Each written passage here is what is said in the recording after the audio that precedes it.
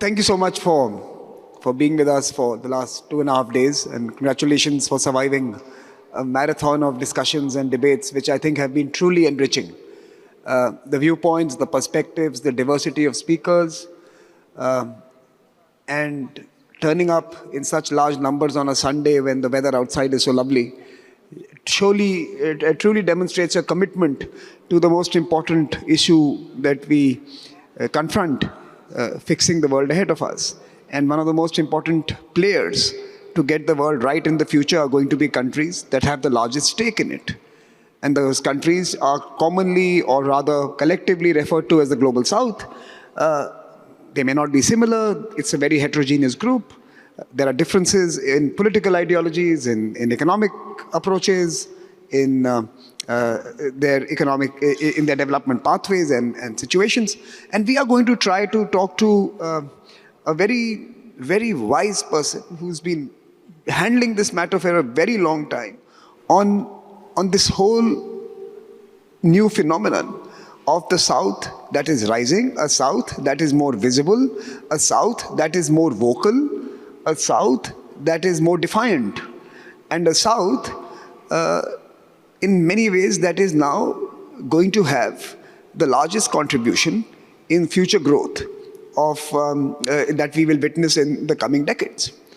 And to discuss what events external to this collective means for these countries, and to discuss the politics within this collective and what it does to reaching consensus on some issues, we will discuss, we have with us Ambassador Anil Sooklal, who is the Sherpa of BRICS for South Africa, someone who was responsible for a very successful BRICS summit. He under-promised and over-delivered. I remember meeting him at the BRICS Academic Forum. He was very modest and very careful in making big promises. But when you came out of the summit, you saw that the BRICS looked a very different group. And Ambassador Sooklal was perhaps the architect of this transformation that has taken place in 2023. But besides shaping the BRICS agenda and the BRICS outcome, it is fair to acknowledge that we are meeting in Cape Town also because of this man. We reached out to Ambassador Sooklal. We told him that it's important that we create a Southern dialogue out of South Africa, of the Global South. And he jumped on it, and he connected us to the Mbeki Foundation. He was, in some ways, he was the priest that blessed the marriage between ORF and the Mbeki Foundation, made sure that we were able to partner together and bring all of you here. So first, please join me in applauding him for his effort to make the Cape Town conversations possible. Now I've done the nice part. Now let me ask you some tough questions. So, Ambassador Sooklal, I want to ask you, first, the big grouse that the Global South has with the existing power structures. People complain that the existing power structures don't accommodate others. They are trying to contain the rise of others. They are trying to sometimes ensure that the cost of development or the cost of growth becomes more expensive. There are complaints we have with the existing system. Some would argue that there are countries within the Global South that have now adopted the same policy. What are we supposed to do? I mean, within the BRICS itself, for example, you would have, BRICS was created to challenge the hegemony of the North or of the West. There may be some hegemons within the BRICS itself. What are we supposed to be doing? Well, firstly, thank you, Samir, for convening us here under the banner of Cape Town Conversations with the ORF and the Thabo Mbeki Foundation. Let me acknowledge President Mbeki, President Salif Johnson, and President Nasheed, and all of you. Look, I don't think BRICS is any different from any other grouping. It's not a homogeneous group. It's a highly heterogeneous group. But within the family, you have giants. Mm-hmm. And these are emerging giants. If you look at the pre-industrial world prior to 1810, India and China dominated the global economic space. We know the history of what happened to these countries, including the African continent and where we are. The global south didn't rise suddenly. It didn't come to the fore because Jim O'Neill coined this term BRIC. He coined the term BRIC, not BRICS. That has been there for quite some time. President Mbeki spoke of the Bandung Conference, and I think the Bandung Conference laid the template for South-South cooperation. The NAM, the G77 and China that followed, and naturally, we had to also get together, given that with the founding of the G7 in 1975, it became an elite group that addressed issues of concern to the global north, and the global south remained marginalized. With the end of the Cold War, we thought there would be an opportunity for the world to have a more equitable approach in terms of development. But what we saw, the further marginalization of the global south and the north still determining what is in the best interest for all of us. Now, of course, it was important for us from the global south to come together in some formation. And this evolved. Firstly, IPSA was formed in 2003, and eventually we formed BRICS. Now, within BRICS also, you have emerging powers. China has now emerged as the second largest global economy. India has just overtaken the UK as your fifth largest global economy. And by 2050, it's predicted that China, India, Brazil, and Russia will be among the top 10 global economies. Now, we are all jostling for space. Like you have the contestation for power within the global high table, those existing global hegemons don't want to make space for new entrants. We have to elbow our way to get a seat at the high table, and that is what we are doing through BRICS. You do have contestation within BRICS. I think that's natural. If you look at G7, it is also a highly heterogeneous group. Same if you look at the EU and other formations. But I think within BRICS over these past 15 years, we have found a mechanism to put the larger picture on the table as the major agenda and bracket our points of difference. And that has worked fairly well. We do not allow bilateral differences to dominate the BRICS agenda. And I think we have found a fairly good formula amongst the five of us. Of course, with the 6 new entrants, we'll also have to find a new mechanism of how we continue the cooperation without diverting our interest and our attention from the core values that BRICS want to champion in creating a more inclusive, equitable global order. And I think that you will continue to see rivalry within BRICS as you will continue to see rivalry between BRICS and other major powers. You would have seen earlier this year as we were preparing for the summit, perhaps this year BRICS received more global attention than ever before, and we were constantly being pitted as a counterforce to the G7. Of course, that is not what we are. But of course, the BRICS has become a powerful grouping, a powerful voice, not just the 5 countries. The mere fact that you saw 60+ countries assemble here in Johannesburg for the BRICS summit, that was also a very powerful message of the global south coming together. And I must say, my theory is the success of the BRICS summit laid the groundwork for the success of the G20. Because I think the world took note of what happened in South Africa and the powerful voice, not just of BRICS, but of BRICS Plus, in terms of also what Antonio Guterres said at the BRICS summit, that the world, the developed world, must do more to address the frustrations of the global south. Secondly, he said that the reality of 2023 is not reflected by the current global governance architecture of 1945. The current world reality is far different, and we need to address this. In fact, he used very, very strong terms that the Bretton Woods institution, the UNSC are outdated, irrelevant organizations today, and that's coming from the UN. So I think BRICS is on the right track. We shouldn't allow ourselves to be detracted, but at the same time, I think it's important what I call the way the North relates to the South in terms of the arrogance of power. I think it's very important that BRICS countries, as you grow in stature and as you have a more influential role in shaping the new global architecture, this arrogance of power doesn't settle into our mindset.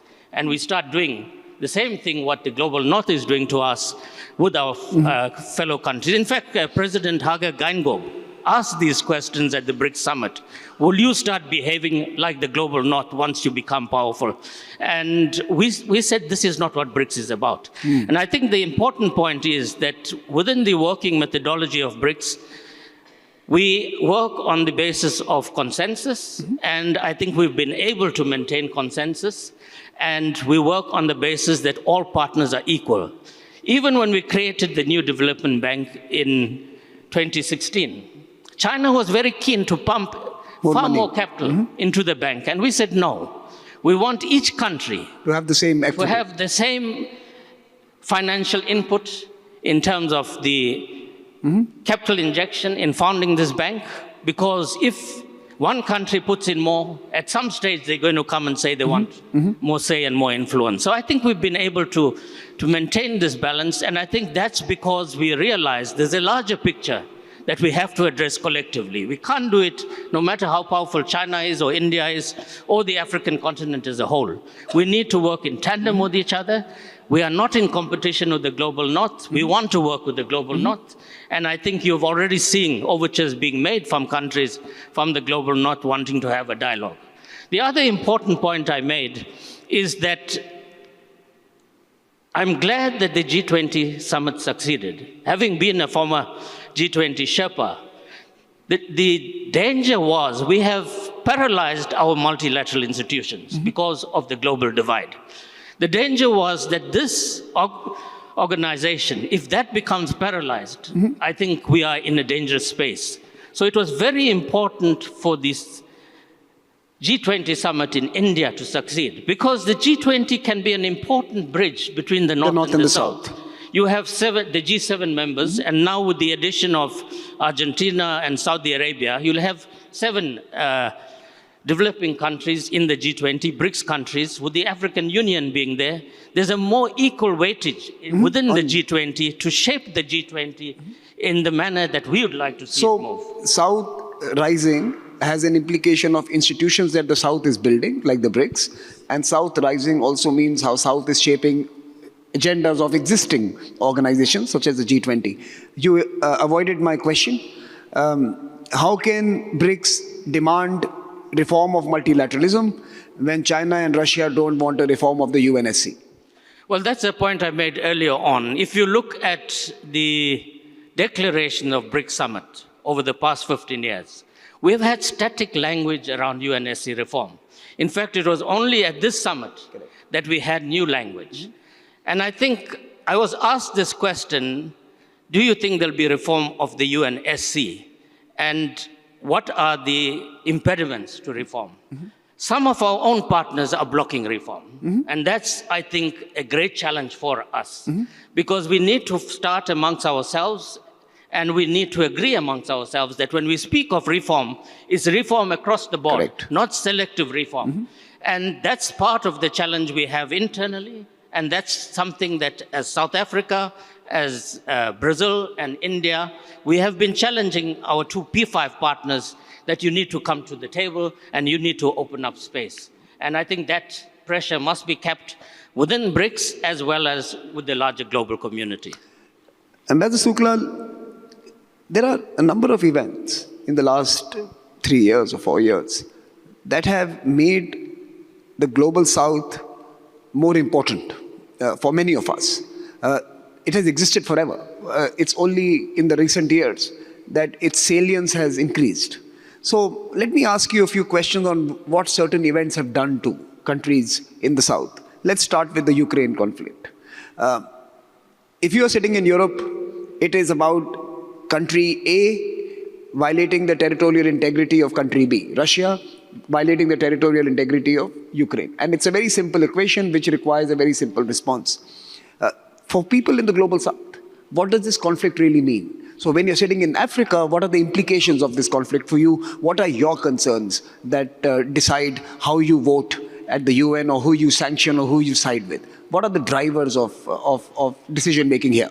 Well, I think if you look at the Ukraine crisis, and I think as BRICS, we issued a joint statement based on past declarations that we uphold the integrity and territorial sovereignty of all countries. That came out very clearly, with Russia being part of that statement that we issued. And of course, each of us had our national positions. But coming specifically to what it's done to the developing world, and especially Africa, you have the triple F, your fuel, fertilizer, and food shortage. That is why you had an African delegation going to meet with Zelensky and President Putin to speak about the impact this is having on the African continent. Because we are always, as the African continent, the hardest hit, whether it was during the pandemic, whether it's the Ukraine war. The implications is more for us than other parts of the world. And I think this is something we have to also address as a collective, that your foreign minister, Dr. Jaishankar, put it very nicely when he said when Europe has a problem, it makes it the world's problem. When we in the developing world has a problem, then it's our problem. And I think this is the disparate disjuncture that you're seeing in terms of how the world, especially the developed North, deals with these. And I think you're seeing the same. The billions of dollars being put into armaments and weapons in upholding Ukraine. And yet when you come to the situation in Gaza at the present time, or the plight of refugees in other parts of the world, some lives are more important than other lives. And I think this is what we are fighting against. There has to be uniformity of approach. And I think this has to be the central pillar of the Global South, working with BRICS and our partners in the Global South, that when we are speaking of creating a new international order, a new international architecture, that it must be underpinned by the core principles of equality, inclusiveness, and truly, when we speak of leaving no one behind, it mustn't be a catchphrase that we adopted in 2015 when we unveiled the SDGs, because we still leave the majority behind. And I'm saying this, that within BRICS, we also have to address this, because it's a challenge for us amongst ourselves as well. So we've covered Ukraine, and you kind of also brought in the Hamas situation and the Gaza situation into your response. I'll come back to that a bit later if we have time, but let me ask you about the second development of this decade, the pandemic. And some would call access to vaccine becoming one of the drivers of how the South felt vulnerable, excluded, disenfranchised in many ways. What did that do to this continent? What did the experience during the pandemic, how did that experience shape your approach to internationalism, partnerships? Well, I think what the pandemic provided us an opportunity, because the pandemic didn't care from which part of the world you were. It was a crisis for all of us. But the manner in which we responded, it was an opportunity for the global community to come together to preserve life, irrespective from which part of the world, what nationality, race, or whatever. But that didn't happen. All it did is expand the fault lines. And I think this is where the frustration of the Global South was seen, that we had to basically beg for access to vaccines, while countries like Canada had 5 shots per person. And they were dumping it into the garbage cans. Absolutely. So again, it's the value of life. Life of those living in the Global South, living in Africa, Latin America, is not that important. So we first take care of our own and forget the rest. And I think that's why countries of the Global South, India was a leader in that, in your Maitri vaccine campaign, where you started sharing vaccine with the Global South. And it also forced us to look at our own production capacities, our own research capacities, and become more independent and not dependent on the South, because it showed up our vulnerabilities very sharply. But I think that was a positive development. We came out of this pandemic much stronger, putting systems in place for Africa, for the Global South, and working with our partners in the Global South to address issues that impact on us and where the North see that they are doing us a favor. We don't need favors anymore. The South has risen, and we have realized that we can collaboratively work together and address our own needs without being given aid that has preconditions. You mentioned that you have to jostle for room in the multilateral system, in global affairs. No one gives it to you as a endowment, and it is something that you have to work for.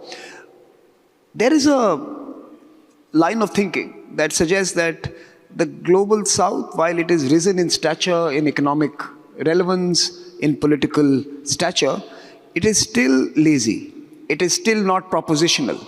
It is still not building institutions, building frameworks, building solutions for key issues, including climate change, for example, or technology governance. Would you agree that we have perhaps focused more on reforms of existing structures, which are difficult, and less on building new structures that are more relevant to these times? NDB being a sole exception, the New Development Bank being a sole exception. Do you think it is time we invest more on putting new structures in place, new institutions in place? Well, I think that's the direction we have to go. There's no appetite for reform.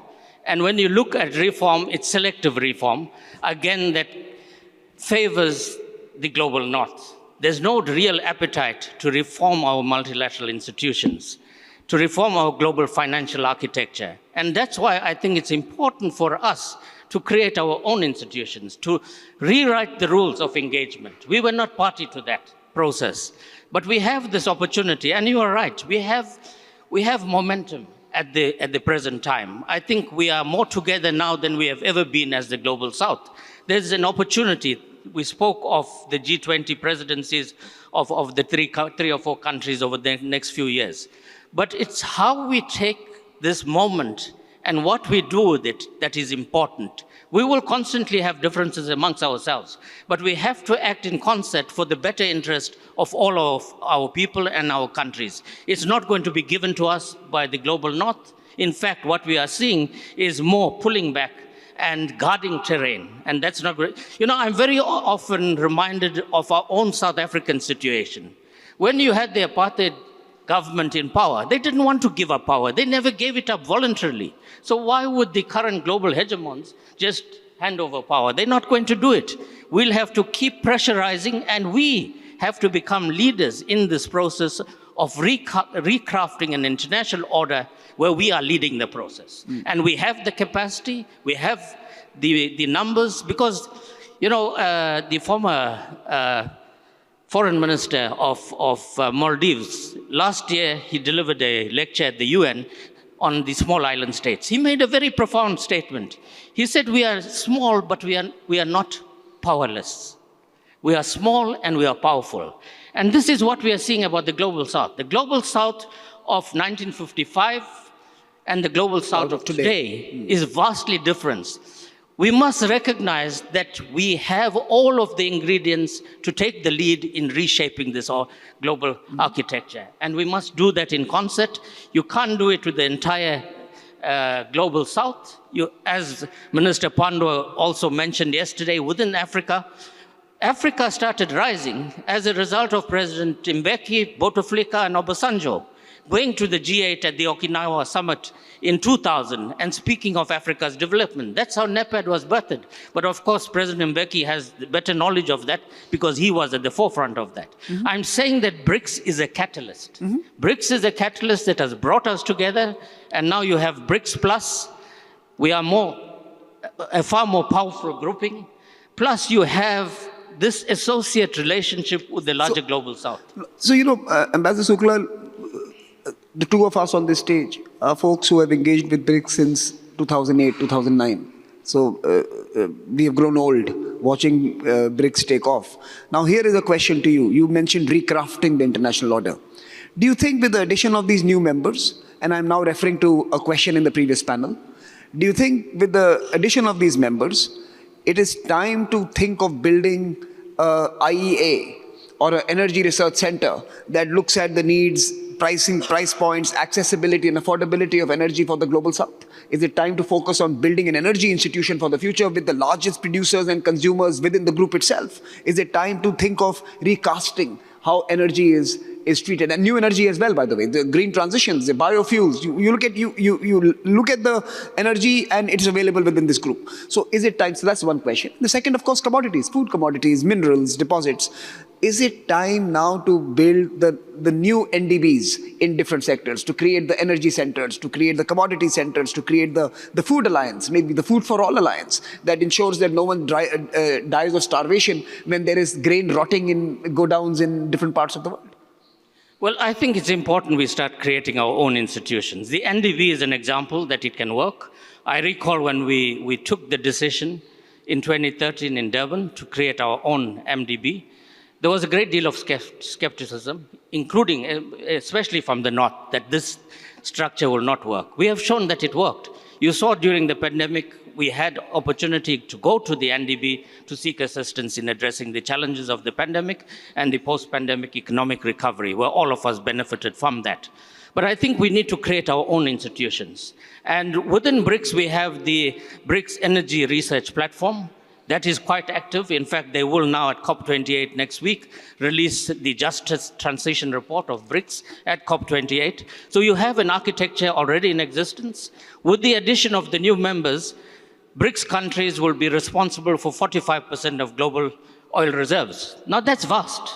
It gives us greater muscle in terms of the energy sector, at the same time also addressing the issue of just transition and green energy. So we already have the BRICS ministerial track on energy, and you have the research platform. So I think we need to build on that and look at creating more of our own institutions and structures that cater to our needs, and not be totally dependent on structures that have been created for a specific group of countries. And what about food security and food for all? Well, the point was made earlier on of Africa and the potential of Africa as 60% of arable land. And I think we need to harness the potential of Africa in partnership with our BRICS friends. And that is why whenever BRICS took place in Africa, when we were in the chair, as South Africa, we always included the African agenda. And that was very, very much a sharp focus of the 15 BRICS Summit. And I think there is an appreciation for the partnership.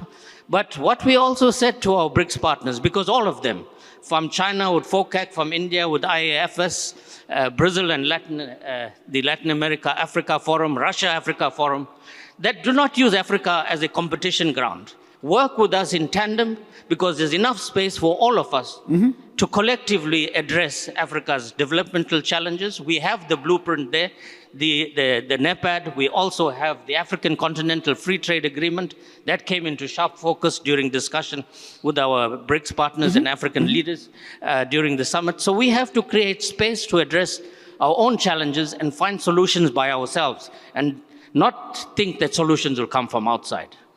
So before we conclude this fascinating conversation, let me ask you something that I have tried to ask a few other wise people around the world. I asked my foreign minister, you mentioned Dr. Jaishankar, I asked my foreign minister, what is Global South? How do you define Global South? I think his response was, if you are Global South, you know it. That was his reply. Let me ask you that. In your mind, what is Global South? Let me, I was in Berlin for a roundtable a few years back. And during the interactive session, a gentleman got up and asked me, why did you have to go and create BRICS? I told him, you tell me why you created G7, then I'll answer that. Now, we are constantly, since Friday, I've heard this come up several times, and this year I've participated in many, many conferences where I'm asked about this, what is Global South? Why don't we ask, what is Global North? We take it for granted that we all understand what Global North is. But yet we constantly want to interrogate... To define the South. To define the South. And I think that's a distraction we shouldn't get involved in. I think Dr. Jaishankar is correct. We all know what we speak of when we speak of the Global South. Let us not take our eye off the ball and remain focused and work together in tandem in order to create the architecture we want and lead that process. So if you are South, you know it. Okay. Final question. Since you are the co-architect of this effort that the MBK Foundation and ORF have put together, your reflections on the last 2 days, let me just tell all of you here in this room, only 2 gentlemen have watched every session of this conference, President MBK himself and Ambassador Sooklal.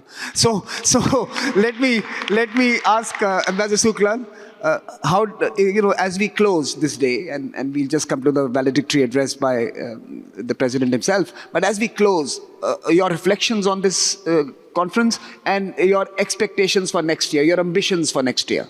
Well, Samir, I think you're giving me too much credit. I couldn't stay away from any session. I would be in trouble with President Mbeki. So therefore I had to be here. But that aside, let me firstly say, whenever I attended Raisina, and Raisina is such, I've seen Raisina grow and become such an important platform.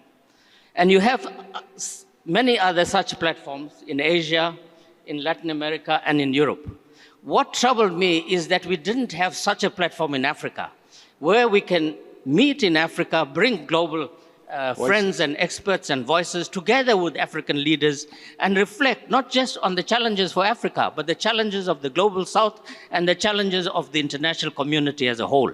And I think this is what Cape Town Conversation is. And I want to thank you and President Mbeki for giving us this opportunity to have our own structure and our own platform to address the critical geopolitical, geoeconomic, and financial issues that impacts on all of us. And I think we've had such rich discussions since Friday. And I was saying to colleagues, next year you're going to have a problem because you'll have double the number of people wanting to come to this platform because of the vibrancy in it, and it's not a talk shop. Because as you have stated, you're going to have a policy brief coming out of this that will be fed into the G20 of Brazil's presidency. When we meet next year, it will be on the eve of us taking over the presidency of the G20, and I think it will be a timely intervention. So thank you for this platform. So ladies and gentlemen, like I promised you, one of the wisest and most thoughtful practitioners, someone whom I've learned from a lot over the years. Thank you so much for your partnership, for your leadership, and for helping us put this together. Ladies and gentlemen, Ambassador Sooklal.